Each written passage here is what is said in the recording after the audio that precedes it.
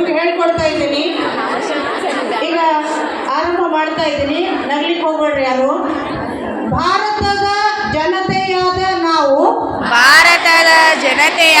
ನಾವು ಭಾರತವನ್ನು ಸಾರ್ವಭೌಮ ಸಮಾಜವಾದಿ ಧರ್ಮ ನಿರಪೇಕ್ಷ ಪ್ರಜಾಸತ್ತಾತ್ಮಕ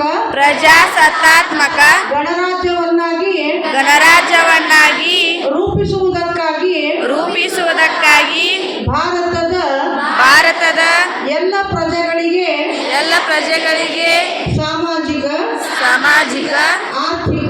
ಆರ್ಥಿಕ ಮತ್ತು ರಾಜಕೀಯ ನ್ಯಾಯವನ್ನು ವಿಚಾರ ಅಭಿವ್ಯಕ್ತಿ ನಂಬಿಕೆ ಧರ್ಮ ಮತ್ತು ಉಪಾಸನೆಯ ಸ್ವಾತಂತ್ರ್ಯವನ್ನು ಸ್ಥಾನಮಾನ ಮತ್ತು ಅವಕಾಶಗಳ ಸಮಾನತೆಯನ್ನು ದೊರೆಯುವಂತೆ ಮಾಡುವುದಕ್ಕಾಗಿ ವ್ಯಕ್ತಿ ಗೌರವ ದೇಶದ ಏಕತೆ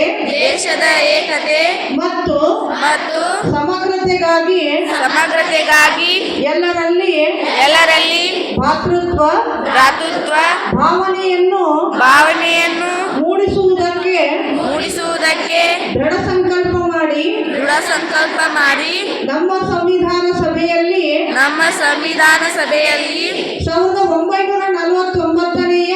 1949ನೇ ಇಸವಿಯ ನವೆಂಬರ್ ತಿಂಗಳ 26ನೇ ದಿನದಂದು ಈ ಸಂವಿಧಾನವನ್ನು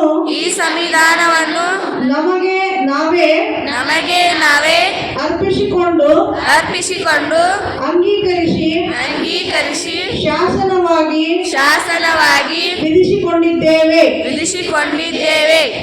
ಧನ್ಯವಾದಗಳು. ಎಲ್ಲರೂ ಕೈ